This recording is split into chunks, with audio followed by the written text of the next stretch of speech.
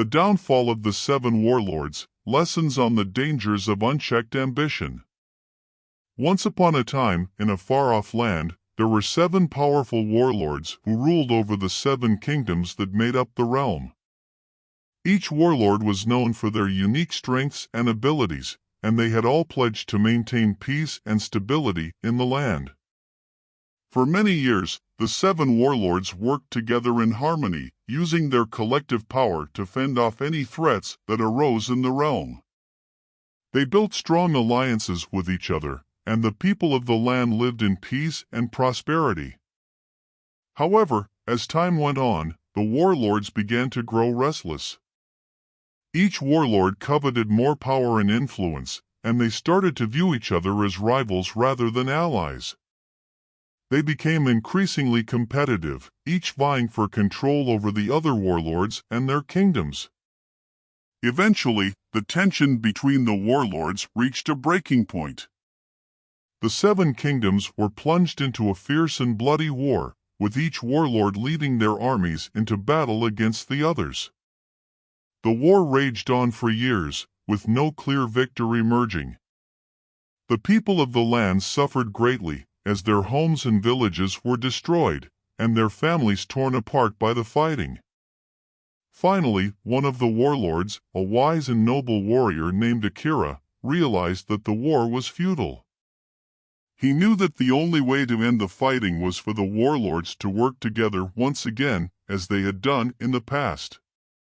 Akira journeyed to each of the warlords' kingdoms, offering an olive branch and a proposal for peace. At first, the other warlords were skeptical of Akira's intentions, but slowly they began to see the wisdom of his words. In time, all seven warlords agreed to a peace treaty, and the fighting ceased. They worked together to rebuild the land, and with their combined strength, they were able to create a realm that was even stronger and more prosperous than before. The seven warlords continued to rule their kingdoms, but now they did so with a newfound sense of cooperation and understanding. They knew that peace and stability could only be achieved through unity, and they vowed to never let their rivalry get the better of them again. Despite their newfound peace and cooperation, the warlords' mistrust of each other never truly disappeared.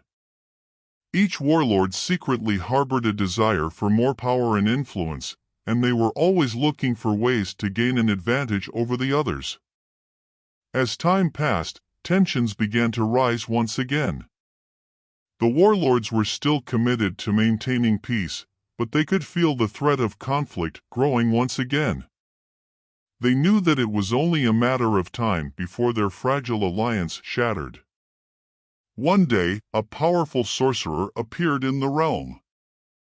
He claimed to have the power to grant the warlords' greatest desires, and he offered to make them even stronger and more powerful than they already were. The warlords were intrigued by the sorcerer's offer, and they eagerly agreed to his terms. The sorcerer granted them great magical powers, but in exchange, he demanded that they relinquish their individual kingdoms and rule together as one. The warlords were hesitant at first, but they were desperate for more power and they knew that the sorcerer's magic could help them achieve it. They agreed to the sorcerer's terms and formed a council to govern the realm together. At first, things seemed to be going well. The warlords used their newfound powers to protect the land and maintain order. But as time went on, they became increasingly consumed by their own ambitions and desires. They began to plot against each other, using their magic to gain advantages and undermine their fellow warlords. In the end, the council collapsed under the weight of its own ambition. The warlords turned on each other, and the realm was plunged into chaos once again. The sorcerer, who had been manipulating them all along, revealed himself to be an evil being intent on destroying the realm. The warlords realized too late that their desire for power had blinded them to the truth. In a final, desperate battle, they fought against the sorcerer and his minions, but they were unable to defeat him. In the end, the realm was left in ruins, a testament to the dangers of unchecked ambition and the corrupting influence of power. The warlords were remembered not as heroes, but as cautionary tales, their once great legacy forever tarnished by their own greed and folly. As the dust settled on the shattered realm, the people who had once looked up to the warlords were left to pick up the pieces. They mourned the loss of their homes, their families, and their way of life, and they wondered how things could have gone so wrong.